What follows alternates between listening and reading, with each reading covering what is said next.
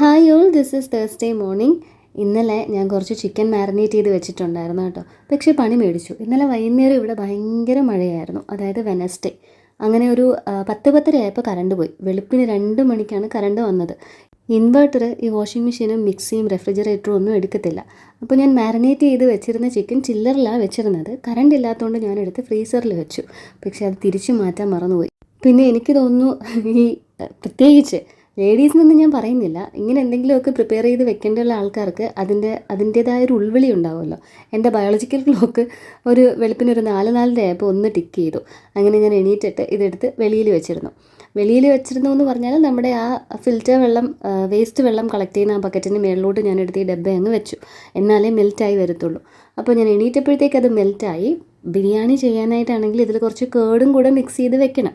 രാത്രി കേട് ചിക്കനിൽ മിക്സ് ചെയ്ത് ഫ്രിഡ്ജിൽ വെച്ച് കഴിഞ്ഞാൽ നമ്മൾ ഈ കേടും വിനിഗറും ഒക്കെ ചേർത്ത് കഴിഞ്ഞാൽ മീറ്റ് കുക്കായി തുടങ്ങും. അപ്പോൾ കേട് ഇട്ട് മാരിനേറ്റ് ചെയ്ത് ഫ്രിഡ്ജിൽ വെക്കാമെന്ന് പറഞ്ഞു കഴിഞ്ഞാൽ കറണ്ട് ഇല്ലാത്തതുകൊണ്ട് അത് പോസിബിൾ അല്ലായിരുന്നു. അപ്പോൾ കേട് മിക്സ് ചെയ്ത് കുറച്ച് നേരം ഇരിക്കുകയും വേണം ബിരിയാണിക്ക് ആ ഒരു നല്ലൊരു ടേസ്റ്റ് വരണമെങ്കിൽ. So first thing in the morning ഞാൻ അത് കേടിട്ട് മിക്സ് ചെയ്ത് വെച്ചു. ഫ്രിഡ്ജിൽ 2 പാക്കറ്റ് തൈര് കുറച്ചായിട്ട് ഇരിപ്പുണ്ടായിരുന്നു. പുതിയൊരു പാക്കറ്റും കൂടെ മേടിച്ചിട്ടുണ്ട്. അപ്പോൾ അത് തീർക്കേണ്ടത് ഞാൻ അതിലങ്ങ് എടുത്തിട്ടു. ഇത്തിരിയൊക്കെ വിട്ട് വരാനുണ്ടായിരുന്നു. അതാണ് ഞാൻ കൈവച്ച് ഒടിക്കുന്ന കണക്കൊക്കെ കണ്ടത്. കുറച്ച് ഐസ് ഇങ്ങനെ പിടിച്ചിരിപ്പുണ്ടായിരുന്നു. എന്നാലും അതിൻ്റെ അകത്ത് ഞാൻ തൈരിട്ട് അങ്ങ് മാരിനേറ്റ് ചെയ്ത് വെച്ചു. ഐസല്ലേ, ഇത്തിരി വെള്ളമല്ലേ, അത് ബിരിയാണിയിൽ കിടന്നെന്നും പറഞ്ഞ് പ്രശ്നമൊന്നും ഇല്ലയെന്ന് വിചാരിച്ചു. ഇനി ടൈമില്ല, സ്കൂളിൽ പോകണം. കുക്കു സാറിന് എഴുതാനായിട്ട് ക്വസ്റ്റ്യൻസ് ഒക്കെ ഇട്ട് വെച്ചിട്ടുണ്ട്. അവനെ ഒന്ന് എണീപ്പിച്ച് ഇതിനെ എഴുതിക്കണം. അതൊരു 8 മണിയാകുമ്പോൾ നടത്തണം. അതിനു മുമ്പ് ഞാൻ ഇത്തിരി ഫ്രീ ആവണം. അപ്പോൾ എന്തായാലും ഞാൻ അത് മാരിനേറ്റ് ചെയ്ത് വെച്ചു. ഇനി ബിരിയാണിക്ക് വേണ്ട സവാളയും തക്കാളിയും പച്ചമുളകും ഒക്കെ കട്ട് ചെയ്യാമെന്ന് വെച്ച് വന്നപ്പോഴാണ് ഇത് അടുത്ത പണി.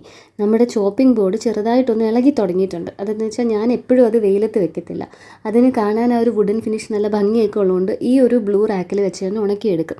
പക്ഷേ അതിൻ്റെ അകത്ത് ഇത്തിരി നനവ് കൂടിയിട്ടാവണം മേളിലത്തുള്ള ഒരു പ്ലൈവുഡ് പോലത്തെ ആ ബോർഡൊന്ന് ഇളകിയായിരുന്നു.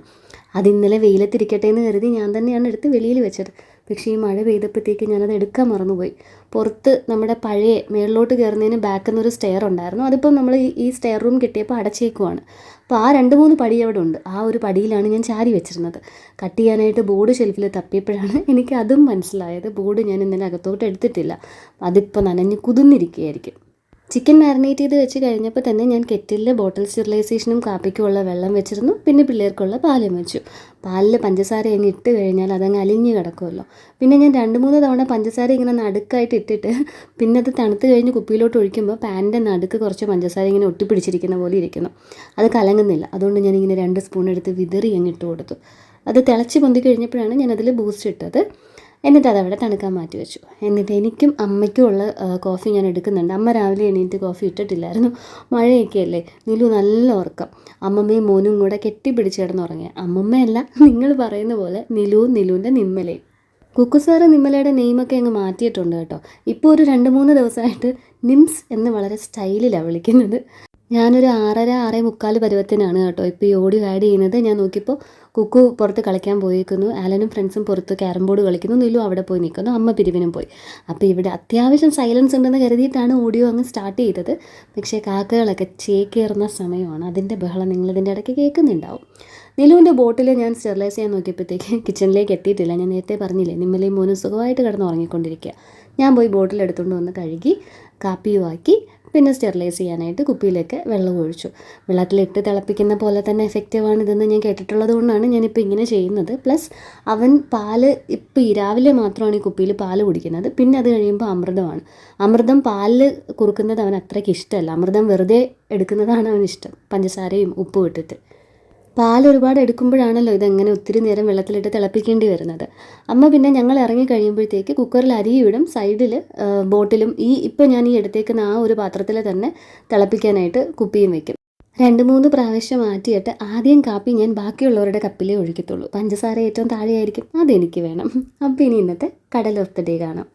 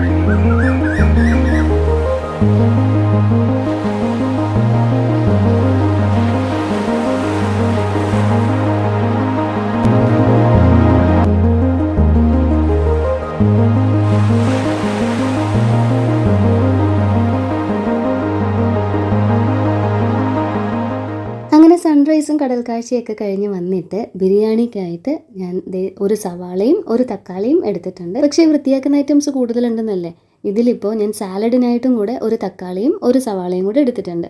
ഫ്രിഡ്ജിൽ ഒരു ക്യാരറ്റ് ഉണ്ട്, ഇത്തിരി പയറുണ്ട്, മറ്റേ 10 മണി പയറെന്ന് പറയുന്ന പയറുണ്ട്, പിന്നെ ഒരു ഇത്തിരി ക്യാബേജും ഉണ്ട്. പക്ഷേ അതൊക്കെ എനിക്ക് ഞായറാഴ്ച ഫ്രൈഡ് റൈസ് ഉണ്ടാക്കാൻ വേണം. അത് കഴിഞ്ഞിട്ട് നെക്സ്റ്റ് വീക്ക് വല്ലതും ഇനി പച്ചക്കറികൾ വല്ലതും മേടിക്കാമെന്നാണ് കരുതുന്നത്. അപ്പോൾ ഇപ്പോൾ ബിരിയാണിക്കുള്ള സാലഡിന് ഞാൻ ഒരു സവാളയും ഒരു തക്കാളിയാണ് എടുക്കുന്നത്. ഫ്രിഡ്ജിൽ പിന്നെ ഒരു തക്കാളി കിടപ്പുണ്ടായിരുന്നു, അതുകൊണ്ട് അതും കൂടെ എടുത്തു. പിന്നെ ഒരു 2 പച്ചമുളക്, അത് ഞാൻ ബിരിയാണിക്കായിട്ടാണ് കേട്ടോ എടുക്കുന്നത്. ഇത്തവണ മേടിച്ച പച്ചമുളക് ആ ഉണ്ട പച്ചമുളകാണ്, നല്ല എരിവുണ്ട് അതിന്. അത് ഈ സാലഡിലിട്ട് കഴിഞ്ഞാൽ കുക്കു സാർ ഈ തൈരിൻ്റെ സാലഡ് നല്ല പോലെ കഴിക്കും. അപ്പോൾ അവനെടുത്ത് കഴിക്കുമ്പോഴത്തേക്ക് എടുത്ത് ചവച്ചാൽ നല്ല എരിവായി പോകും. അതുകൊണ്ട് അവനുള്ളത് കൊണ്ട് ഞാൻ അതിൽ ആ പച്ചമുളക് ഇടുന്നില്ല. ആദ്യം അരിഞ്ഞെടുത്ത സവാള സാലഡിനായിട്ടുള്ളതാണ്, അതുകൊണ്ടാണ് ഈ കുനുകുന അരിഞ്ഞത്. തക്കാളിയും അതുപോലെ തന്നെ കുനുകുന അരിഞ്ഞെടുത്തു. ആ ഫ്രിഡ്ജിൽ ബാക്കി ഇരിപ്പുണ്ടായിരുന്ന തക്കാളിയും പിന്നെ ഒരു കുഞ്ഞു തക്കാളിയും കൂടെ എടുത്ത് അത് നല്ല രീതിയിൽ ചെറുതായിട്ട് മുറിച്ച് വെച്ചിട്ടുണ്ട്. ഇനി ഇതിൽ നമുക്ക് ഉപ്പും തൈരും ഇട്ട് പിന്നീട് കുഴച്ചെടുക്കാം.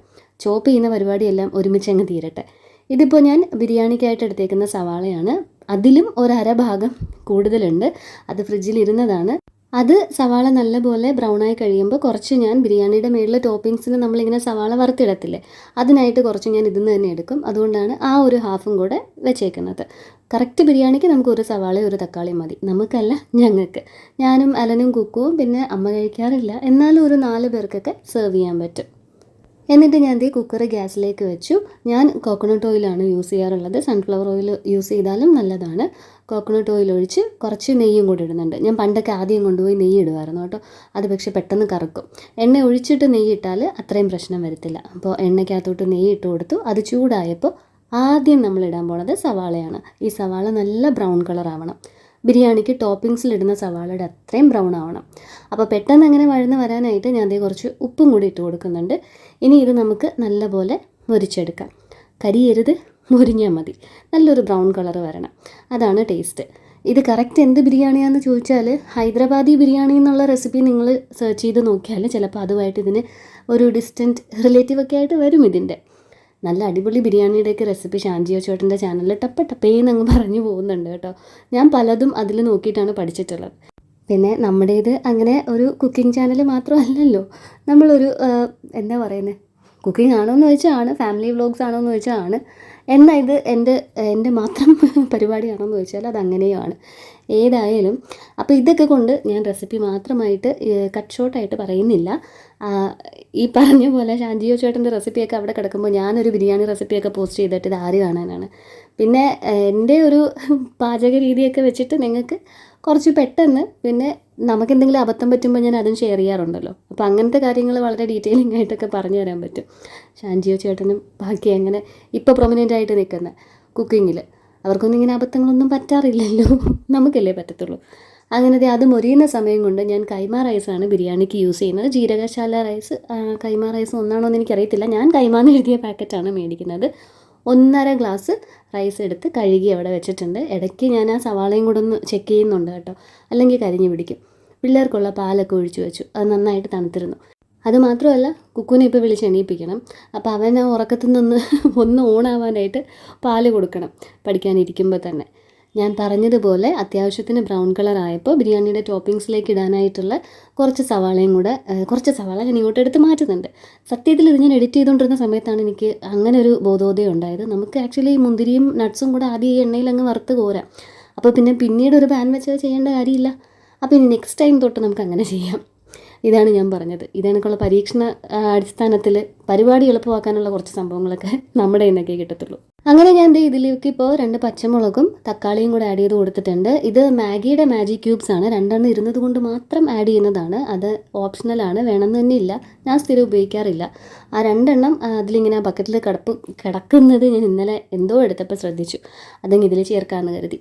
ഇനി ഇതെല്ലാം കൂടെ നന്നായിട്ടൊന്ന് മൂപ്പിച്ചെടുക്കണം, കരിയരുത്. ഒന്ന് ചെറുതായിട്ട് മൂപ്പിച്ചെടുത്തിട്ട് നമുക്കിതിലേക്ക് ഇനി ചിക്കൻ ആഡ് ചെയ്ത് കൊടുക്കാം. ചിക്കൻ മാരിനേറ്റ് ചെയ്ത് വെച്ചിരിക്കുന്നത് മഞ്ഞൾപ്പൊടിയും മല്ലിപ്പൊടിയും മുളക് പൊടിയും ഇത്തിരി പെപ്പർ പൗഡറും ഗരം മസാലയൊക്കെ ചേർത്തിട്ടാണ്. പിന്നെ രാവിലെ തൈരും ചേർത്തിട്ടുണ്ടല്ലോ. ഈ പറഞ്ഞ പൊടികളെല്ലാം ചിക്കനിലുള്ളത് കൊണ്ടാണ് ബിരിയാണിയുടെ മസാല മാത്രം ഞാൻ ആ തക്കാളിയും സവാളയും വഴറ്റിയതിലേക്ക് ആഡ് ചെയ്ത് കൊടുത്തത്. അതും മാഗിയുടെ 2 മാജിക് ക്യൂബ്സുമാണ് അതിൻ്റെ അകത്ത് ആകെയുള്ള ഇൻഗ്രീഡിയൻസ്. ഇനി ഇത് ഇൻഗ്രീഡിയൻസ് അല്ല, പൊടികൾ.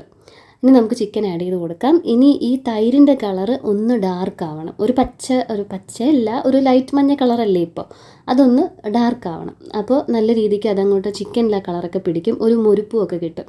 അതൊന്ന് തീ ഹൈ ഫ്ലെയിമിൽ വെച്ചിട്ട് 2-3 പ്രാവശ്യം ഇങ്ങനെ ഒന്ന് ഇളക്കി കൊടുത്താൽ മതി. ഇളക്കിക്കൊണ്ടേ ഇരിക്കണം, ഹൈ ഫ്ലെയിമിൽ വെച്ചാൽ, അല്ലെങ്കിൽ അടിയിൽ പിടിക്കും. ഇഞ്ചിയും വെളുത്തുള്ളിയും ചതച്ചതും ചിക്കനിൽ തന്നെ ഉണ്ട് കേട്ടോ. അത് മാരിനേറ്റ് ചെയ്തപ്പോഴേ ഇഞ്ചിയും വെളുത്തുള്ളിയും ചതച്ച് വെച്ചിരുന്നതാണ്. റൈസിൻ്റെ വെള്ളം 1 ഗ്ലാസ് കൈമ അരിക്ക് 1.25 ഗ്ലാസ് വെള്ളവും, 1/2 ഗ്ലാസ് കൈമ അരിക്ക് 3/4 ഗ്ലാസ് വെള്ളവും. അത് ഞാൻ ആ ഗ്ലാസ് വെച്ച് തന്നെ ഈ ഒരു ബൗളിൽ നേരത്തെ എടുത്ത് വെച്ചിട്ടുണ്ടായിരുന്നു, അതുകൊണ്ടാണ് ഇപ്പോൾ അതങ്ങനെ ഒഴിച്ചത്. ഇനി വെള്ളം ഒഴിക്കുമ്പോൾ ഇത്തിരി ഉപ്പിൻ്റെ കുറവ് വരും, അതുകൊണ്ട് ഇത്തിരി പരലുപ്പിട്ടിട്ടുണ്ട്. ബിരിയാണിയുടെ കൂടെ മുട്ട ഇവിടെ നിർബന്ധമാണ്, എനിക്കുൾപ്പെടെ. അപ്പോൾ പുഴുങ്ങിയെടുക്കാനുള്ള മുട്ടയാണ് തോടോടുകൂടി ഞാനിപ്പോൾ ഈ കുക്കറിലേക്ക് ആഡ് ചെയ്ത് കൊടുത്തത്. അതാകുമ്പോൾ ഒറ്റ വിസിലിൽ നമ്മുടെ പരിപാടി അങ്ങ് കഴിയും. ഇനി ഇതിലേക്ക് മുഴുവൻ മസാലകളായിട്ട് 1 ബേ ലീഫ്, 1 കഷ്ണം പട്ട, 2-3 ഗ്രാമ്പ്, ഈ മസാലകളെല്ലാം ഇട്ട് കഴിയുമ്പോൾ നമുക്കിതിലേക്ക് 2 ജീരകവും കുറച്ചായിട്ട് ആഡ് ചെയ്ത് കൊടുക്കാം. ഓരോ ടീസ്പൂൺ വീതം മതി, അധികം എടുക്കണ്ട. പെരുംജീരകവും 1 ടീസ്പൂണ്, 2 സ്പൂണെന്ന്, ചെറിയ ജീരകവും 1 ടീസ്പൂൺ, ഇത് രണ്ടും കൂടെ ആഡ് ചെയ്ത് കൊടുത്തിട്ട് കുക്കർ അടച്ച് മീഡിയം ടു ഹൈ ഫ്ലെയിമിൽ 1 വിസിൽ അടിക്കുന്നത് വരെ വേവിച്ചെടുക്കാം. വിസിൽ വന്നാലുടൻ കുക്കർ ഇറക്കി പൈപ്പിന് താഴെ വെച്ച് അതിലെ എയർ കളയണം. ചിക്കൻ മാരിനേറ്റ് ചെയ്തിരിക്കുന്നത് കൊണ്ട് തന്നെ അത് നല്ല രീതിക്ക് ഒറ്റ വിസിലിൽ വെന്തോടും, അരിയും വേവും. ഈ വിസിൽ അടിച്ച് കഴിഞ്ഞ് കുക്കർ കുറച്ച് നേരം തുറക്കാതിരുന്ന് കഴിഞ്ഞാൽ അരി കുഴഞ്ഞു പോവും. അതുകൊണ്ടാണ് ഈ കൈമ റൈസിനൊക്കെ വേവ് ഇത്തിരിയേ ഉള്ളൂ. അപ്പോൾ ഇനി അത് വിസിൽ വരുന്നവരെ നമുക്ക് കാത്തിരിക്കാം. ആ ഒരു ഗ്യാപ്പിൽ ഇനി ചെയ്യാനുള്ളത് പപ്പടം കാച്ചലും സാലഡ് ഉണ്ടാക്കലുമാണ്. പപ്പടം അമ്മ കാച്ചി തരും, എനിക്ക് മടിയാണ് പപ്പടം കാച്ചാൻ, അതുകൊണ്ട് നമുക്ക് സാലഡ് ഉണ്ടാക്കാം. അരിഞ്ഞ് വെച്ചിരിക്കുന്ന സവാള തക്കാളി മിക്സിലേക്ക് അല്പം ഉപ്പും കുറച്ച് തൈരും, ഞാൻ പുതിയ പാക്കറ്റ് പൊട്ടിച്ചു. ഇത് വിട്ടിട്ട് ഒരിത്തിരി വെള്ളം കൂടെ ഒഴിച്ചു കൊടുത്ത് നമ്മുടെ ഒരു മിക്സർ വെച്ചിട്ട് നല്ല രീതിക്ക് ഇതൊന്ന് മിക്സ് ചെയ്ത് കൊടുക്കാം. അല്ലെങ്കിൽ ഇങ്ങനെ ലംസ് ഉണ്ടാവും ആ തൈരിൻ്റെ, കട്ട തൈരിൻ്റെ. അങ്ങനെ നല്ല രീതിയിൽ ഇടിച്ചു കുഴച്ചാൽ സാലഡ് റെഡിയാവും. കുക്കു സാറിനെ വിളിച്ചുണർത്താനായിട്ട് ഇന്ന് മേലെ പോകേണ്ട കാര്യമില്ല. ഇന്നലെ കറണ്ട് ഇല്ലാത്തതുകൊണ്ട് തന്നെ ഞങ്ങൾ എല്ലാവരും കൂടെ ഒറ്റ ഫാനിൻ്റെ ചൂട്ടിൽ ഹോളിലാണ് കിടന്നുറങ്ങിയത്. അവനെ അവിടെ നിന്ന് വിളിച്ച് എണീപ്പിച്ചാൽ മതി. അപ്പോൾ അതിന് മുമ്പായിട്ട് ഇതുവരെ ഇവിടെ കഴുകാനുള്ളത് ആകെ ഇത്രയും പാത്രങ്ങളാണ്. ആ ഒരു ബൗള്, അരി അളന്ന ഗ്ലാസ്, പിന്നെ നമ്മുടെ ചിക്കൻ ഫ്രിഡ്ജിലിരുന്നത്, ആ ഒരു ഡബ്ബ, പിന്നെ നമ്മുടെ ചോപ്പിംഗ് ബോർഡ്. ഇനിയൊന്നും അരിയാനില്ലല്ലോ, അപ്പോൾ ഇതെല്ലാം കൂടെ തന്നെ കഴുകിയെടുക്കാം. പിന്നെ പിള്ളേരുടെ പാലിരുന്ന പാൻ, അത് ഞാൻ വെള്ളം ഒഴിച്ച് അവിടെ വെച്ചേക്കുമായിരുന്നു കേട്ടോ. ഇനി ഈ ചെയ്യുന്ന പരിപാടി നിങ്ങൾ ഈ മോർണിംഗ് സെഷനിൽ തന്നെ ഒരു 50 വട്ടമെങ്കിലും കാണും. ഇത് മല്ലിയിലയാണ് കേട്ടോ ആ ഡബ്ബയിലിരിക്കുന്നത്. ഞാൻ നോക്കിയപ്പോൾ അത് ഇത്തിരിയേ ഉള്ളൂ. അപ്പോൾ ഞാൻ വിചാരിച്ചു അതും കൂടെ ഒരു പാത്രത്തിലേക്ക് അരിഞ്ഞ് മാറ്റിയാൽ ആ ഒരു ഡബ്ബയും കൂടെ കഴുകി അങ്ങ് ഉണക്കാം. ഇതിപ്പോൾ എടുക്കുമ്പോൾ ഇലയില്ല തണ്ടേ ഉള്ളൂ എന്നല്ലേ, ഇത്തിരി ഇലയൊക്കെ ഉണ്ട്, കുറച്ച് തണ്ടാണ് കൂടുതൽ. അതെന്തായാലും ഞാൻ ചെറിയ പീസസ് ആക്കി ഒരു പാത്രം എടുത്ത് അതിലേക്ക് അരിഞ്ഞ് വെച്ചിട്ടുണ്ട്. എന്നിട്ട് ആ ഒരു പ്ലാസ്റ്റിക് ബോക്സും കൂടെ ഞാനങ്ങ് കഴുകി വെച്ചു. കുക്കു സാറിന് ഇന്നിപ്പോൾ ഹിന്ദിയാണ് കേട്ടോ എക്സാം. ഇന്നലെ വൈകുന്നേരവും രാത്രിയൊക്കെ ഞങ്ങൾ പഠിച്ചു, എല്ലാം പഠിച്ചിരിക്കുകയാണ്. പക്ഷേ ആകെ ഒരു പ്രശ്നം എന്താണെന്ന് വെച്ചാൽ അവന് ഗാന്ധിജിയുടെ ഒരു ചാപ്റ്റർ ഉണ്ട്, പിന്നെ രാമു എന്ന് പറയുന്ന ഒരു ബോയുടെ ഒരു ചാപ്റ്റർ ഉണ്ട്. അപ്പോൾ ഒരു ക്വസ്റ്റ്യൻ്റെ അകത്ത് കിസ്ക മിത്ര ക ജന്മദിൻ ഹേ എന്നാണ് ക്വസ്റ്റ്യൻ. അതിൻ്റെ ആൻസർ രാമു ക മിത്ര ക ജന്മദിൻ ധാന്നോ ഹയെന്നോ ഹോന്നോ ഒക്കെയാണ്. പക്ഷെ അവൻ അതിന് പറയുന്നത് ഗാന്ധിജി ക മിത്ര ക ജന്മദിൻ എന്ന. ഞാനത് ഒരുപാട് പ്രാവശ്യം പറഞ്ഞു കൊടുത്തിട്ടുണ്ട്. നീ ഒന്ന് ആലോചിക്കുക, ഗാന്ധിജി ആരുടെ കൂട്ടുകാരൻ്റെ ബർത്ത്ഡേക്ക് ആ കേക്ക് കട്ടിക്കാൻ പോയതെന്ന്. രാമു അല്ലേ ഉള്ളൂ, ഗാന്ധിജി അല്ലല്ലോ ബർത്ത്ഡേ പാർട്ടിക്ക് പോയെന്നൊക്കെ. അങ്ങനെ അത് തിരിഞ്ഞു പോകുന്നത് ഒഴിച്ചാൽ ബാക്കി റിവിഷനൊക്കെ ഞങ്ങൾ നല്ല രീതിക്ക് പഠിച്ചിട്ടുണ്ട്. ഇനി ബ്രേക്ക്ഫാസ്റ്റ്, ഞാനിപ്പോൾ ഇത്തിരി മൈദയും ഇത്തിരി ഇടിയപ്പപ്പൊടിയും കൂടെ എടുത്തിട്ടുണ്ട്. 1 സ്പൂൺ മൈദ, 2 സ്പൂൺ ഇടിയപ്പപ്പൊടി. ഇനി ഇത് നമുക്ക് അല്പം ഉപ്പിട്ട് പച്ചവെള്ളത്തിൽ നല്ലപോലെ കുഴച്ചെടുക്കാം. ഇടിയപ്പപ്പൊടി ഈസി ഇടിയപ്പപ്പൊടി ആയതുകൊണ്ടാണ് ഞാൻ പച്ചവെള്ളത്തിൽ കുഴയ്ക്കുന്നത്. പക്ഷേ ഉണ്ടാക്കാൻ പോകുന്നത് ഇടിയപ്പമല്ല, എന്താണെന്ന് നിങ്ങൾക്കിപ്പോൾ വഴിയേ മനസ്സിലാവും. അങ്ങനൊരു പ്ലാനൊന്നും ഇല്ലായിരുന്നു. പക്ഷേ പിന്നെ എനിക്കെന്തോ ഒരു കൊതി തോന്നിയിട്ട് ഞാൻ അങ്ങ് ചെയ്തതാണ്. നടുക്കത്തെ പാത്രം വന്നപ്പോൾ കാര്യം എന്താണെന്ന് പിടികിട്ട് കാണുമല്ലോ. കൊഴുക്കട്ടയാണ് ഉണ്ടാക്കാൻ പോകുന്നത്. അമ്മ ശർക്കരയും തേങ്ങയും ചേർത്ത് മൈദമാവിൽ ബോൾ ചുടാൻ, മറ്റേ കയ്യപ്പം ചുടാനായിരുന്നു അമ്മയുടെ പ്ലാൻ. അതിനാണ് അമ്മ ശർക്കരയും തേങ്ങയൊക്കെ മിക്സ് ചെയ്ത് തന്നത്. പക്ഷേ ശർക്കരയും തേങ്ങയും ഇങ്ങനെ ഇരിക്കുന്നത് കണ്ടപ്പോൾ എനിക്ക് കൊഴുക്കട്ട തിന്നാനൊരു മോഹം. അങ്ങനെ ഞാൻ ഇടിയപ്പപ്പൊടിയും ഇത്തിരി മൈദയും കൂടെ മിക്സ് ചെയ്ത് ഒരു അധികം ലൂസല്ലാത്ത പരുവത്തിന്, ചപ്പാത്തിയുടെയൊക്കെ ഒരു പരുവത്തിന് മാവ് കുഴച്ചെടുത്തിട്ട് അതിലേക്ക് ഈ ഫില്ലിങ്ങും വെച്ച് നല്ല മനോഹരമായി വെളുത്ത സുന്ദരി കൊഴുക്കട്ടകളെ ഉരുട്ടി വയ്ക്കുകയാണ്. എനിക്കറിയാം രാവിലെ മധുരം കഴിക്കുന്നത് നല്ലതല്ലെന്ന് ഞാൻ ഇന്നലത്തെ ലാസ്റ്റ് ലോങ് വീഡിയോയിൽ പറഞ്ഞതായിരിക്കും നിങ്ങളിപ്പോൾ ചിന്തിക്കുന്നത്. നല്ലതല്ലാന്ന് എനിക്കും അറിയാം, പക്ഷേ പറഞ്ഞാൽ കേൾക്കണ്ടേ. ഇല്ല, ഏതോ ഒരു പടത്തിൽ പറയുന്ന കണക്ക് ഞാൻ എന്നോട് തന്നെ പറഞ്ഞുകൊണ്ടിരിക്കുകയാണ്. പക്ഷെ പറഞ്ഞാൽ കേൾക്കണ്ടേ. ഈ ഡയറ്റിങ് ഒഴിവാക്കുന്നതിനും ഇടയ്ക്ക് നിൽക്കുന്നൊരു ക്വസ്റ്റ്യനുണ്ട്. ഇപ്പോൾ എസ്പെഷ്യലി നിങ്ങൾക്കറിയാമല്ലോ റീസെൻ്റായിട്ട് സംഭവിച്ച കാര്യങ്ങളൊക്കെ. അപ്പം ഞാൻ ചിന്തിക്കുന്നത്, ഇതെല്ലാം നോക്കിയിട്ടും ഇങ്ങനെ പെട്ടെന്ന് എന്തെങ്കിലും ബോഡിയിൽ എന്തെങ്കിലും ഓർഗനൊക്കെ ഫെയിലായി പോയി കഴിഞ്ഞ് തട്ടിപ്പോയാൽ എന്തോ ചെയ്യും? ആ ലാസ്റ്റ് ഇത്തിരി മാറ്റി വെച്ചേക്കുന്നത് എനിക്ക് കഴിക്കാനാണ്. അപ്പോൾ ഞാൻ പറഞ്ഞു വന്നത്, ആഗ്രഹിച്ച പോലൊന്നും തിന്നും കുടിച്ചും ജീവിച്ചില്ലെങ്കിൽ പെട്ടെന്നൊരു ദിവസം അങ്ങ് പോയാൽ എന്ത് ചെയ്യും? ഇനി ഈ ചിന്താഗതിയൊക്കെ മാറും. ഏതെങ്കിലും ഡ്രസ്സ് ഓർഡർ ചെയ്യുമ്പോൾ ഇപ്പോഴത്തെ കറൻറ്റ് സൈസിൽ ഓൺലൈൻ ഓർഡർ ചെയ്യുകയോ കടയിൽ നിന്ന് മേടിക്കുകയോ ഒക്കെ ചെയ്തിട്ട് അത് ഇടാൻ നേരം ടൈറ്റായിട്ട് തോന്നിക്കഴിഞ്ഞാൽ ഇത് നേരെ തിരിച്ചടിക്കും. ഇഷ്ടമുള്ള ഡ്രസ്സ് ഇടുമ്പോൾ കാണാനൊരു ഭംഗി വേണ്ടേ എന്നോർത്തിട്ട് നമ്മൾ വീണ്ടും ഡയറ്റിങ്ങും ഉലുവ വെള്ളവും ഒക്കെ തുടങ്ങും. പിന്നെ ഞാനിപ്പോൾ ഉലുവ ജീരക വെള്ളം നിർത്തിയേക്കുന്നത് ഞാൻ നിങ്ങളോടും പറഞ്ഞിട്ടുണ്ട്, അത് കണ്ടിന്യൂസ് ആയിട്ട് കുടിക്കുന്നത് നല്ലതല്ല. അപ്പോൾ ഒരു 3 മാസം ആയില്ല, പക്ഷേ എനിക്ക് 2 കിലോ കുറഞ്ഞു. 54 ആണ് എൻ്റെ ടാർഗറ്റ്. 56 ആയപ്പോഴാണ് ഞാൻ വെള്ളം കുടിക്കുന്നത് സ്റ്റാർട്ട് ചെയ്തത്. ഒരു 2 മാസം അടുപ്പിച്ച് കുടിച്ച് കാണും. അപ്പോഴത്തേക്ക് തന്നെ എൻ്റെ വെയിറ്റ് തിരിച്ച് 54ലേക്കായി. കൊഴുക്കട്ടയൊക്കെ ഗ്യാസിലേക്ക് വെച്ച് കഴിഞ്ഞപ്പോൾ ഇവിടെ 2 പേര് ഇരുന്ന് ചോറും കറിയൊക്കെ ഉണ്ടാക്കി കളിക്കുന്നു. കഴുകി വെക്കുന്ന പാത്രത്തിൻ്റെ അകത്ത് നിന്നൊക്കെ പറക്കിക്കൊണ്ട് പോയതാണ്. ഞാൻ എടാ മുട്ട നീ എന്തുവാ എടുത്ത് കളിച്ചുകൊണ്ടിരിക്കുന്നതെന്ന് ചോദിച്ചപ്പോൾ എന്നെ മുട്ടത്തലേന്ന് വിളിക്കുന്നു എന്ന്. എന്നിട്ട് എന്നോട് പറയുമോ എനിക്ക് മുടി ഉണ്ടല്ലോ എന്ന്. ഇനിയിപ്പോൾ 2 പേരും അവിടെ ഇരിക്കട്ടെ, കൊഴുക്കട്ടയൊക്കെ ആകുമ്പോഴത്തേക്ക് അകത്തോട്ട് വിളിക്കാം. അതുമല്ല, അകത്ത് കയറി കഴിഞ്ഞാൽ പഠിച്ചുകൊണ്ടിരിക്കുന്ന കുക്കു സാറിനെ ശല്യപ്പെടുത്തും. അപ്പോൾ നമ്മൾ നേരത്തെ പറഞ്ഞ ഐഡിയ ഇനി അടുത്ത തവണ ബിരിയാണി ഉണ്ടാക്കുമ്പോൾ പരീക്ഷിക്കണം. ഇപ്പോൾ ഞാൻ സെപ്പറേറ്റ് ആയിട്ട് വീണ്ടും ഇത്തിരി നെയ്യും ഇത്തിരി വെളിച്ചെണ്ണയും കൂടെ എടുത്ത് അതിലേക്ക് കുറച്ച് നട്ട്സും റേസിൻസും ഇട്ടൊന്ന് വഴറ്റിയെടുക്കുകയാണ്. അത് രണ്ടും കൂടി ഇട്ട് ഒന്ന് ഇളക്കി കൊടുത്തു കഴിഞ്ഞാൽ തീ കുറച്ച് വെച്ചിട്ട് നമുക്ക് ബിരിയാണിയുടെ കുക്കർ തുറക്കാം. ഞാൻ അവിടെ കൊഴുക്കട്ട ഉരുട്ടി പരത്തിയൊക്കെ റെഡിയാക്കുന്ന സമയത്ത് തന്നെ കുക്കറിൻ്റെ വിസിൽ വന്നിരുന്നു. അപ്പോൾ ഞാൻ അമ്മേൻ്റെ അടുത്ത് പറഞ്ഞു അതെടുത്ത് ഈ ഒരു ടാപ്പിന് താഴത്തേക്ക് വെച്ച് വെള്ളം തുറന്ന് വെക്കാനായിട്ട്. അപ്പോൾ അങ്ങനെ അമ്മ ചെയ്തിരുന്നു. ഇപ്പോൾ അത് തുറന്നിട്ട് മുട്ടയുടെ തോട് പൊളിച്ചെടുക്കണമല്ലോ. ആ 3 മുട്ടയും കൂടെ അങ്ങോട്ടേക്ക് നമ്മളിപ്പോൾ കൊഴുക്കട്ടയുടെ മാവ് കുഴച്ച് ആ ഒരു ബൗളിലേക്ക് വെള്ളമായിട്ട് ഇട്ട് കൊടുത്തിട്ടുണ്ട്. ബിരിയാണി ഹോട്ട് പോട്ടിലേക്ക് ഇട്ട് അതൊന്ന് അടച്ച് വെച്ചിട്ട്, അല്ലെങ്കിൽ പെട്ടെന്ന് തണുത്ത് പോവും. മുട്ടയൊക്കെ ഞാൻ പൊളിച്ചെടുത്തു. ഇനി നമുക്കിതിനെ അലങ്കരിക്കാം.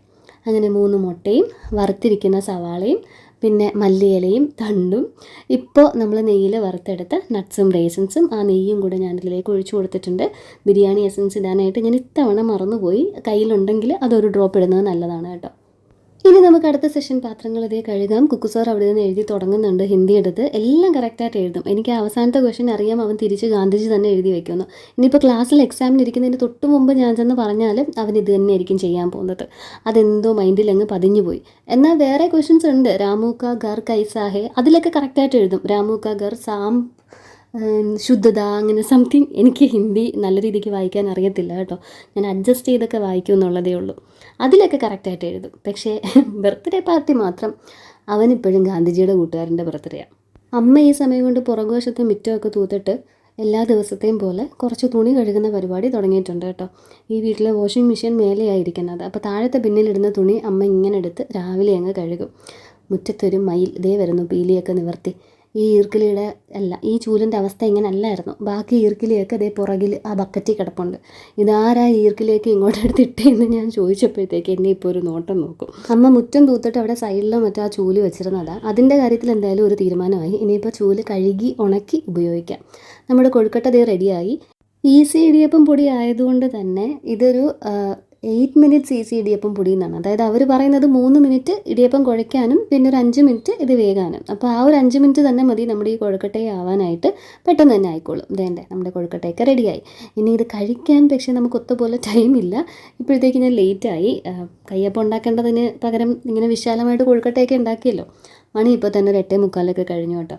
പിന്നെ ഞാൻ ശടപടാന്ന് കൗണ്ടർ ടോപ്പും ഒക്കെ ഒന്ന് തുടച്ചു. അപ്പുറത്ത് ഗ്യാസിൻ്റെ പുറവും തുടച്ചു. കുക്കു എഴുതിക്കൊണ്ടിരിക്കുന്നത് ഒന്ന് ചെക്ക് ചെയ്യണം. അപ്പോഴാണ് പിന്നിലൊരു നിലവിളി. അവൻ എഴുതുന്നതിൻ്റെ ഇടയിൽ വേറൊരു പെൻസിലെടുത്ത് ആ ബുക്കിൽ വന്ന് കുത്തി വരയ്ക്കുന്നു. ഞാൻ ചെന്നപ്പോഴത്തേക്ക് പേടിപ്പിച്ച് മാറ്റി നിർത്തിയേക്കുവാണ് കേട്ടോ. പക്ഷെ അങ്ങനെ ചെയ്യാതിരിക്കത്തൊന്നുമില്ല. എന്തെങ്കിലും ഒരു കാര്യം ചെയ്യരുത് എന്ന് പറഞ്ഞാൽ അതൊന്നും കൂടി ചെയ്തില്ലെങ്കിൽ അവനൊരു സുഖക്കുറവാണ്. അത് വലിയ അടിയൊന്നും അല്ല, ചെറുതായിട്ടൊരു തട്ട് കൊടുത്തതാണ്. ഇനി അത് ചെയ്യാതെ അടങ്ങത്തില്ല കേട്ടോ. തിരിച്ചു വന്ന് എത്തിയും വലിഞ്ഞുവാണെങ്കിലും ഒരു വരയും കൂടെ ആ ബുക്കിൽ വരയ്ക്കാണ്ട് അവനൊരു സമാധാനവും ഉണ്ടാവത്തില്ല. കഴിക്കാൻ ഇരുന്ന് വിശാലമായിട്ട് കഴിക്കാനായിട്ട് സമയമൊന്നും ഇല്ലാത്തത് കൊണ്ട് ഞാൻ 3-4 കൊഴുക്കട്ട എടുത്ത് ഒരു പ്ലേറ്റിലേക്ക് വെച്ചു. നല്ല ചൂടുണ്ട്, അതുകൊണ്ടാണ് കൈവച്ച് പിച്ചാത്തത്. ഒരു കത്തി എടുത്ത് ഇതങ്ങോട്ട് മുറിച്ചിട്ടു. ഇനിയിപ്പോൾ ഡൈനിങ് ടേബിളിൽ ഫാൻ ഇട്ടിട്ട് ഇതുകൊണ്ട് താഴെ വെച്ചാൽ 2 ഫോർക്ക് വെച്ചിരിക്കുന്ന അതിനാണ് കേട്ടോ. റെഡി ആവുന്നതിൻ്റെ ഇടയിൽ തന്നെ ഇതൊന്ന് ഓരോന്ന് കുത്തി എടുത്ത് കഴിക്കാനായിട്ടാണ് എനിക്കും കുക്കുവിനും. കുക്കു സാറ് പഠിച്ചതൊക്കെ ചെക്ക് ചെയ്തു. ഞാൻ റെഡി ആവാൻ പറഞ്ഞു വിട്ടിട്ടുണ്ട്. അവനെ റെഡിയാക്കുന്ന പോലത്തെ ഷോർട്സ് നിങ്ങൾ കാണാത്തത് അവൻ തന്നെ ചെയ്യും കേട്ടോ. അതെല്ലാം പാൻറ്റീസ് തിരക്കി കൊടുക്കാൻ നിംസിനെ വിളിക്കും. പിന്നെ ടൈ ഇട്ട് കൊടുക്കാൻ ഞാനോ അലനോ വേണം. അത് രണ്ടും ഒഴിച്ചാൽ ബാക്കി കാര്യങ്ങളൊക്കെ തന്നെ ചെയ്യും. തന്നെ ഹെയർ ജെല്ലൊക്കെ എടുത്ത് മുടിയൊക്കെ സെറ്റ് ചെയ്ത് കുറച്ച് പൗഡറൊക്കെ ഇട്ട് കാലിലും കയ്യിലും വാസലിൻ്റെ ബോഡി ലോഷനും ഒക്കെ ഇട്ട് നല്ല സെറ്റപ്പായിട്ട് നിൽക്കും ആൾ. അങ്ങനെ ഞങ്ങളിതേ ബ്രേക്ക്ഫാസ്റ്റ് കഴിക്കാൻ തുടങ്ങുവാണ്. ഞാൻ പറഞ്ഞു വിട്ടവൻ നേരെ പോയി ഫോണും എടുത്തിരുന്നു. ഞാൻ വന്ന് 2 വഴക്കും പറഞ്ഞിട്ട് എണീറ്റു ഇനിയിപ്പോൾ റെഡി ആവാനായിട്ട്. അങ്ങനെ ഞങ്ങൾ 2 പേരും കൂടെ ബ്രേക്ക്ഫാസ്റ്റും കഴിക്കുന്നു, റെഡിയാവുകയും ചെയ്യുവാണ്. നീലു ഇതിൻ്റെ ഇടയിൽ വന്നിരുന്നു. ഞാനപ്പോൾ അമ്മേനെ വിളിച്ച് പറഞ്ഞു, അല്ലെങ്കിൽ അവനെ ഫോക്ക് വെച്ച് കുത്തിയിട്ട് ഇത് വേണമെങ്കിൽ നിലത്തിടും, ആ പ്ലേറ്റോടെ വലിച്ച് നിലത്തിടും. ഒന്നാമത് അത് മൊത്തം ചൂട്. അവനും അമ്മയൊക്കെ ഞങ്ങൾ പോയിക്കഴിഞ്ഞ് പിന്നെ ഈ കൊഴുക്കട്ടയൊക്കെ എടുത്ത് അവിടെ പറമ്പിൽ സെറമോളുടെ വീട്ടിലും ഇവിടെ നിന്ന് എല്ലാവരും സ്കൂളിൽ പോയി കഴിയുമല്ലോ. പിന്നെ അവിടെ മാമിയും മാമനും ഗ്ലാഡിസും അപ്പുറത്ത് ലില്ലിയും വെച്ചിയും, അതുകൊണ്ട് ഇവരിങ്ങനെ പാറി പറന്ന് നടന്നിട്ടൊക്കെയാണ്. പിന്നെ ഷേളി ചേച്ചിയുടെ വീട്ടിലും പോകും. അവിടെ നീ സ്കൂളിൽ പോയി കഴിയും ബ്രേക്ക്ഫാസ്റ്റൊക്കെ കഴിക്കുന്നത്. ഞങ്ങളില്ലേ, എനിക്കിത് കണ്ടപ്പോഴേ ഏത് ഫിലിമായിരുന്നു പറക്കും തളിക, അതിലിങ്ങനെ ദിലീപ് കുറച്ച് പേരെ കൊണ്ടൊരു മുറിയിൽ പൂട്ടിയിട്ട് കഴിയുമ്പോഴത്തേക്ക് എല്ലാവരും ഇപ്പുറത്തൂടെ വരത്തില്ല. അതേ കണക്ക് ഞങ്ങൾ സെക്ഷൻ ഞാൻ എഡിറ്റ് ചെയ്തുകൊണ്ടിരിക്കുന്ന നേരത്ത് കറക്റ്റാണ്, ഞങ്ങളുടെ സിങ്ക് കറക്റ്റാണ്. ഞാൻ വന്ന് ഒരു വായിട്ടിട്ട് അകത്തോട്ട് കയറുമ്പോൾ അവൻ അപ്പുറത്തെ റൂമിൽ നിന്ന് ഒരു വായി ഇടാനായിട്ട് വരും. അവൻ്റെ ഡ്രസ്സൊക്കെ അപ്പുറത്തും എൻ്റെ ഡ്രസ്സൊക്കെ ഇപ്പുറത്തെ റൂമിലുമാണ് ഇരിക്കുന്നത്. എൻ്റെ ഡെയിലി വെയർ എന്ന് പറയാൻ പറ്റത്തില്ല. ഞാൻ സ്കൂളിലേക്ക് ഇടുന്ന ഡ്രസ്സസും വീട്ടിലിടുന്ന ഡ്രസ്സസുമാണ് ഇവിടെ താഴത്തെ ഈ റൂമിൽ അലമാരിയിൽ ഇരിക്കുന്നത് കേട്ടോ. ഞാൻ സ്കൂളിലേക്ക് പോകുമ്പോൾ എൻ്റെ ഡ്രസ്സിങ് ശ്രദ്ധിച്ചിട്ടുണ്ടെങ്കിൽ മനസ്സിലാവും. അവിടെ വലിയ പോർഷായിട്ടൊന്നും ഞാൻ പോവാറില്ല. I do believe that at work you should Impress people with your work. അതുകൊണ്ട് ഞാൻ അങ്ങനെ എന്തെങ്കിലും പ്രോഗ്രാം ഉണ്ടെങ്കിൽ നല്ല അടിപൊളിയായിട്ട് സാരിയൊക്കെ കൊടുത്ത് പോകും.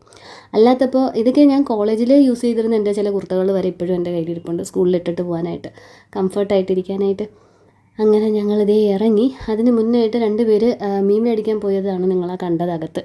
പിന്നെ ഞാൻ കുക്കുനെ വഴക്കൊക്കെ പറഞ്ഞു, അല്ലെങ്കിൽ ഇനി വിയർക്കും ഒരുപാട്, ഇപ്പം നല്ല ചൂടുണ്ടല്ലോ. കാർന്നൂർ കുടയും ഒക്കെ പിടിച്ച് ഞങ്ങളുടെ കൂടെ വരുന്നെന്നും പറഞ്ഞ് ഇറങ്ങിയതാണ് കേട്ടോ. അതെ, ആ പാമ്പേഴ്സ് നിങ്ങൾക്ക് ഗേറ്റിൻ്റെ താഴെ സ്പോട്ട് ചെയ്യാം.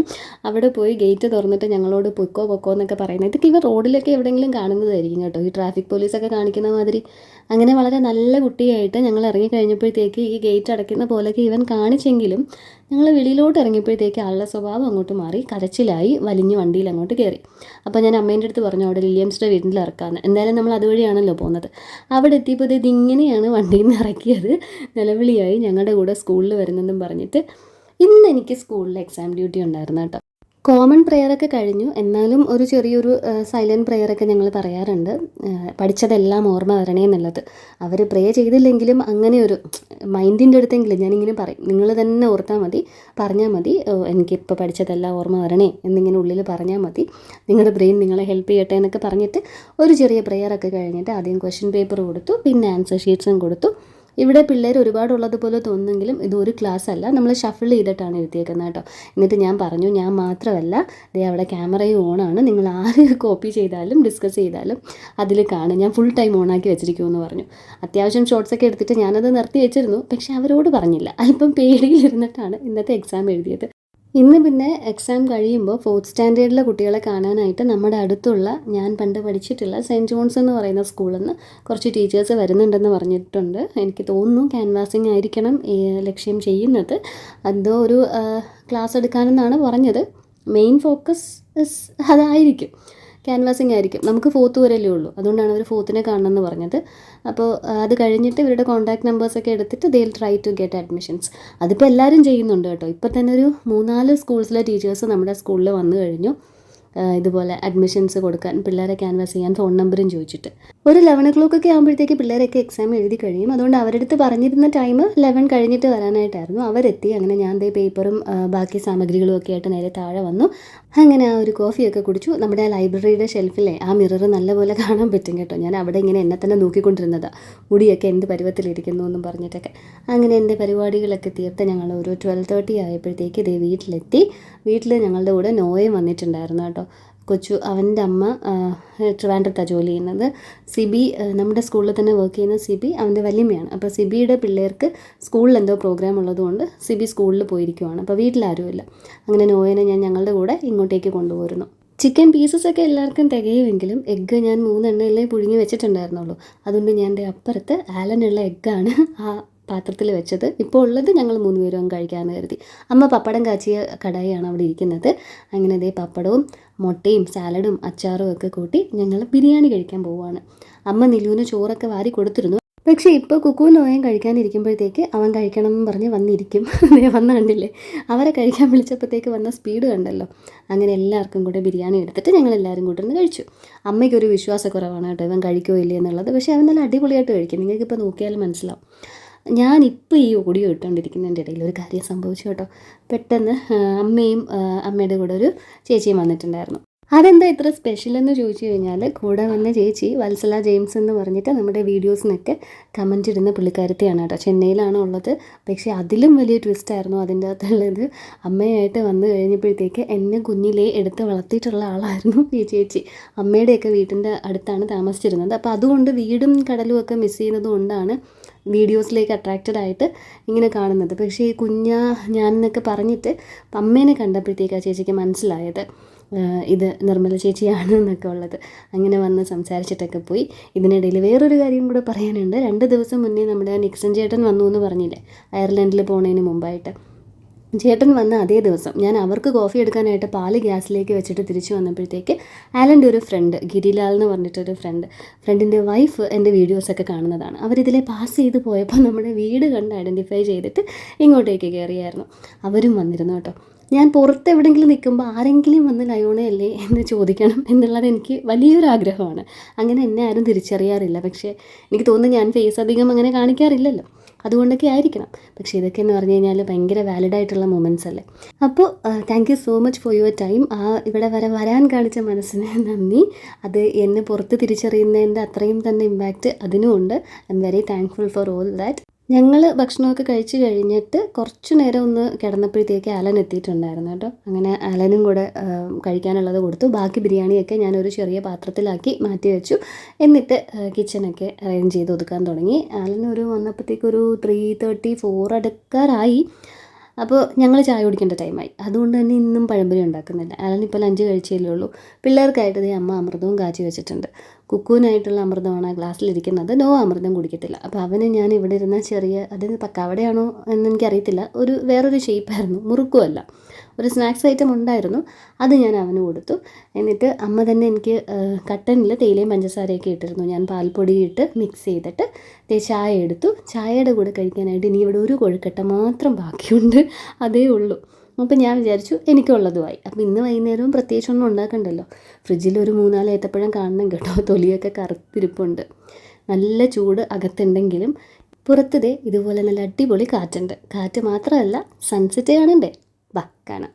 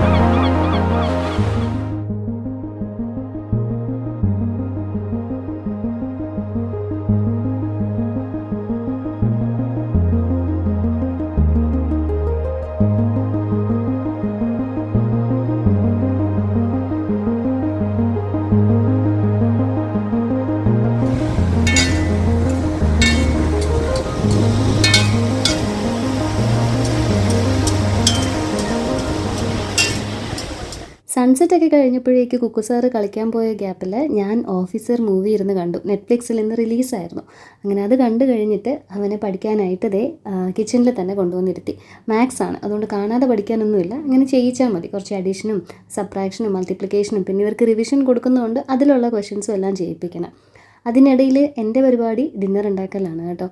ബിരിയാണി ഉണ്ടാക്കിയതൊക്കെ തീർന്നു. ഇനി കുറച്ച് ആ മൈക്രോവേവിൻ്റെ മേലെ ഇരിപ്പുണ്ട്. അതിനുള്ള അവകാശിയാണ് അതിന് തൊട്ട് താഴെ ഇരിക്കുന്നത്. അവന് ബിരിയാണി വേണം എന്ന് പറഞ്ഞിട്ടുണ്ട്. അതുകൊണ്ട് എനിക്കും അലനുമായിട്ട് ഞാൻ ചപ്പാത്തി ഉണ്ടാക്കിയാണ്. അമ്മയ്ക്കും നിലൂനുമായിട്ട് ഫ്രിഡ്ജിൽ കുറച്ച് ചോറ് ഇരിപ്പുള്ളത് അമ്മ ചൂടാക്കി കഞ്ഞിയായിട്ട് എടുക്കുന്നു എന്നാണ് പറഞ്ഞേക്കുന്നത്. ചപ്പാത്തിക്ക് കൂട്ടാനായിട്ട് ഞാൻ പരിപ്പ് കറിയാണ് കേട്ടോ വയ്ക്കുന്നത്.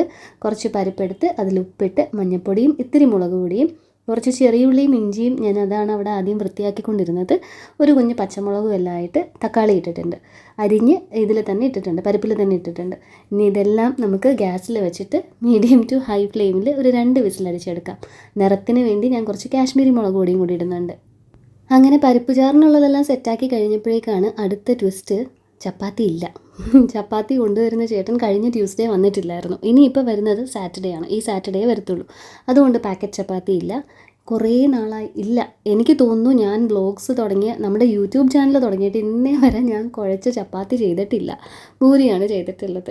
കുഴച്ച് ചെയ്യുന്നതായിട്ട് പൂരിയാണ് ചെയ്തിട്ടുള്ളത്. ബാക്കി എല്ലാം പാക്കറ്റ് ചപ്പാത്തിയുടെ പരിപാടികളായിരുന്നു.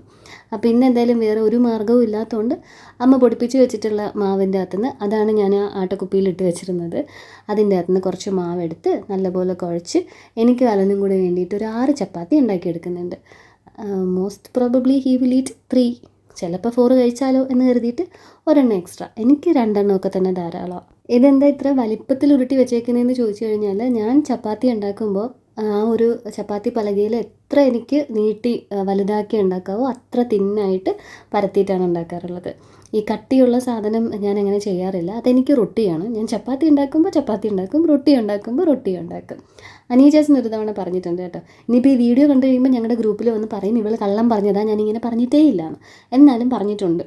വൺസ് അപ്പോൺ എ ടൈം ഞങ്ങളുടെ ഫാമിലി വളരെ നല്ല രീതിയിൽ പൊയ്ക്കൊണ്ടിരുന്ന ടൈമിൽ ഞാൻ ഒരു തവണ ഇത് കണക്ക്, അപ്പോൾ അമ്മ നൈറ്റ് എല്ലാവർക്കും ചപ്പാത്തി ഇത് കണക്ക് പരത്തിയാണ് ഉണ്ടാക്കാറുള്ളത്. അപ്പോൾ ഞങ്ങളെല്ലാവരും ഉണ്ടായിരുന്നു വീട്ടിൽ. ഞാൻ ഇങ്ങനെ ഇതുപോലെ നേർപ്പിച്ച് പരത്തി മുട്ട ചിക്കിയതും ഉരുളക്കിഴങ്ങാണോ മുട്ടയാണോ എന്തോ ഒരു കറിയും ഉണ്ടാക്കി. അപ്പോൾ എന്നെ ഇങ്ങനെ അപ്രിഷ്യേറ്റ് ചെയ്തായിരുന്നു കേട്ടോ. നീ ഇത് പരത്തിയ ചപ്പാത്തിയാണോടി, ഞാൻ വിചാരിച്ചു ഇത് വാങ്ങിച്ചതാണെന്ന്, നല്ല നൈസായിട്ടുണ്ട് എന്നൊക്കെ പറഞ്ഞിട്ട്. അപ്പോൾ എനിക്ക് അങ്ങനെ ഇരിക്കണം കേട്ടോ, നല്ല നേർപ്പിച്ച്. അങ്ങനെ കുക്ക് പഠിക്കുന്നതിൻ്റെ ഇടയിൽ ഞാൻ ദേ ഇവിടെ ചപ്പാത്തിയും ചുട്ട് തുടങ്ങി. നല്ല ചൂടുണ്ടായിരുന്നു കേട്ടോ. ഇത് കഴിഞ്ഞ പിന്നെ ഞാൻ ഉറപ്പിച്ചു ഇനി ആ ചേട്ടൻ വരുമ്പോഴത്തേക്ക് ഒരു 2 പാക്കറ്റ് എക്സ്ട്രാ വാങ്ങിച്ച് വെച്ചാലും കുഴപ്പമില്ല, ഈ പരിപാടി എന്നെ കൊണ്ട് പറ്റത്തില്ല എന്ന്. പൂരി ഈസ് ഈസി, കുഞ്ഞു കുഞ്ഞു റൗണ്ട് ആയതുകൊണ്ട് പെട്ടെന്ന് പരത്തി തീരും. പക്ഷേ ഇത് എൻ്റെ മനസ്സിനൊത്ത പോലെയും വരണമെങ്കിൽ, പിന്നെ അതുമല്ല ചുടുന്നതും നല്ല ചൂടത്താണല്ലോ. ഞാൻ ഫുൾക്ക പോലെയാണ് ഉണ്ടാക്കിയെടുക്കാറുള്ളത്, എണ്ണ തേക്കത്തില്ല. അപ്പോൾ നല്ല ചൂടത്ത് തന്നെയാണ് പിന്നെയുള്ള നിപ്പും. വീർത്ത് പണ്ടാരം ഉണങ്ങിപ്പോയി. അങ്ങനെ നമ്മുടെ ചപ്പാത്തിയൊക്കെ റെഡിയായി. ഓരോ ചപ്പാത്തി ഹോട്ട് പോട്ടിൽ വെക്കുമ്പോഴും ഞാൻ പുറത്തിത്തിരി ഇങ്ങനെ നെയ്യ് തൂവുന്നുണ്ടായിരുന്നു കേട്ടോ. നമ്മുടെ പാക്കറ്റ് ചപ്പാത്തിയുടെ ഒരു സോഫ്റ്റ്നെസ് ഒന്നും ഇതിലങ്ങനെ കിട്ടത്തില്ല. നമ്മുടെ റേഷനറി പൊടിപ്പിച്ചതല്ലേ, അത്രയും അങ്ങോട്ട് വരത്തില്ല. ആശീർവാദിൻ്റെ അത്രയും വരത്തില്ല. അത് ചെയ്ത് കഴിഞ്ഞാൽ പാക്കറ്റ് ചപ്പാത്തിയുടെ ഏകദേശം ഒരു ടേസ്റ്റിലൊക്കെ കിട്ടും. അപ്പോൾ അതുകൊണ്ട് അതിനെ ഒന്ന് മയപ്പെടുത്താനും ഇത്തിരി ടേസ്റ്റ് കൂട്ടാനും കുറച്ച് നെയ്യ് ചേർത്തിട്ടുണ്ട്. അതുപോലെ തന്നെ ഇപ്പോൾ ഈ പരിപ്പ് താളിച്ചതും വെളിച്ചെണ്ണയും നെയ്യും കൂടെ മിക്സ് ചെയ്ത് അതിൽ കടുകും പിരിയമുളകും കുറച്ച് വെളുത്തുള്ളിയും കറിവേപ്പിലയും ഇത്തിരി കാശ്മീരി മുളക് പൊടി ഇട്ടിട്ട്, ഇത് നമ്മൾ മീൻ വെട്ടാൻ എടുക്കുന്ന വലിയ പാത്രമല്ല കേട്ടോ, അതുകൊണ്ടാണ് ഞാനതൊന്നും കൂടെ കാണിച്ചത്. അതിൻ്റെ തൊട്ട് താഴത്തെ സൈസിലുള്ള ഡബ്ബയാണ്. ഇതിൽ മമ്മി എനിക്ക് പപ്പായ തന്നു വിട്ടിട്ടുണ്ടായിരുന്നു ഇന്നലെ. അപ്പോൾ മമ്മിക്ക് അത് തിരിച്ചു കൊടുക്കാനായിട്ട് ഞാൻ അവിടെ കഴുകി വെച്ചിരുന്നതാണ്. അപ്പം പെട്ടെന്ന് ബിരിയാണി മാറ്റാൻ എൻ്റെ കയ്യിൽ അതാ കിട്ടിയത്. പഠിച്ചുകൊണ്ടിരുന്നവൻ പോകുന്ന പോക്ക് കണ്ടോ. അപ്പൻ വന്നു കഴിയുമ്പോഴത്തേക്ക് ഇതാണ് കേട്ടോ, അളിയ മാത്സ് ആണ്, എനിക്കെല്ലാം അറിയാം, എന്നെ വെറുതെ ഇരുത്തി പഠിപ്പിച്ചുകൊണ്ടിരിക്കുന്നു എന്നും പറഞ്ഞിട്ട് വേതാളം വിക്രമാദിത്യൻ്റെ കൂടെ പോയി തുടങ്ങിയിട്ടുണ്ട്. ആ താഴെയുള്ള പീസ് കുറച്ച് നേരത്തെ വരെ ഇടുപ്പിലുണ്ടായിരുന്നു, ഇപ്പോൾ അതിനെ താഴെ ഇറക്കിയതാണ്. ഈ ഫ്രെയിം ഇതിൻ്റെ ഇടയ്ക്ക് അങ്ങോട്ട് മേലേക്കായിപ്പോയി കേട്ടോ, ഞാനത് ശ്രദ്ധിച്ചില്ലായിരുന്നു. പിന്നെ എന്തായാലും തല കിട്ടേണ്ടവരുടെയൊക്കെ തല ഫ്രെയിമിൻ്റെ അകത്ത് തന്നെ ഉള്ളതുകൊണ്ട് ഞാൻ പിന്നെ അതങ്ങ് ആഡ് ചെയ്തു. ഇത് എന്നെ കളിയാക്കലാണ് കേട്ടോ. ഇനി ബമ്മിനിട്ടൊരു പിച്ചും കൊടുത്ത് ഞാൻ വീണ്ടും ഇരുത്തും. പഠിച്ചൊക്കെ കഴിഞ്ഞു, എന്നാലും ചിലത് തെറ്റിപ്പോവും. ഈ ക്യാരി ഓവർ വരുന്ന സംഭവങ്ങൾ എൻ്റെ പുത്രനെ തെറ്റുന്നുണ്ടായിരുന്നു. അങ്ങനെ പഠിത്തവും പഠിപ്പിക്കലും ഒക്കെ കഴിഞ്ഞ് നേരത്തെ മൂവിയൊക്കെ കണ്ടതുകൊണ്ട് ഇപ്പം അത്യാവശ്യം ലേറ്റ് ആയിട്ടുണ്ട്. അതുകൊണ്ട് ഇനി TV ഒന്നും ഇട്ടുകൊണ്ടിരിക്കുന്നില്ല. ഞങ്ങൾ എന്തേ കഴിക്കാനായിട്ടിരുന്നു. ഈ ഫ്രെയിമിൽ ഞങ്ങൾ 4 പേരും ഉണ്ട് കേട്ടോ. കുക്കു സാർ ആ ടേബിളിൻ്റെ അടിയിലായിട്ട് ഇരിപ്പുണ്ട്. അമ്മ നിലൂനുള്ള അമൃതം ഉണ്ടാക്കിക്കൊണ്ടിരിക്കുകയാണ് അവിടെ. വിളമ്പുന്ന ആളുടെ ഉത്സാഹം വല്ലാണ്ട് അങ്ങോട്ട് കൂടിയപ്പോഴേക്ക് അമ്മ ഒന്ന് ആളെ അങ്ങ് എടുത്തുകൊണ്ട് പോകാനായിട്ടുള്ള പരിപാടിയായി കേട്ടോ. അല്ലെങ്കിൽ ഇനിയിപ്പോൾ ഈ ടേബിൾ മൊത്തം ആക്കും. അതിനിടയിൽ ഞാനുണ്ടല്ലോ, എനിക്ക് ചപ്പാത്തി വളരെ ബ്ലാൻഡായിട്ട് തോന്നി പരിപ്പുമായിട്ട്. ആലൻ ഇതിൻ്റെ കൂടെ സവാളയും കൂടെ അരിഞ്ഞ് വെച്ച് കൊടുത്തിട്ടുണ്ടായിരുന്നു. അതാണ് ഞാൻ ഇടയ്ക്ക് എടുത്തിങ്ങനെ കടിച്ചത്. എനിക്ക് എന്നിട്ടും പോരാന്ന് തോന്നിയിട്ട് ഞാൻ അമ്മേൻ്റെ അടുത്ത് മമ്മി ഇട്ട് തന്ന മാങ്ങാച്ചാറും കൂടെ എടുത്തുകൊണ്ട് വരാൻ പറഞ്ഞ് അമ്മ എനിക്ക് മാങ്ങാച്ചാറും കൂടെ തന്നു. അപ്പോൾ അതും കൂടെ ആയപ്പോൾ ഓക്കെ ആയി. അപ്പോൾ ഇനി പ്രത്യേകിച്ച് പരിപാടിയൊന്നുമില്ല, ഡിന്നർ കഴിക്കുക, ഉറങ്ങുക. Thank you so much for watching this video. Keep supporting. നമുക്കിനി അടുത്ത വീഡിയോയിൽ കാണാം. ബൈ.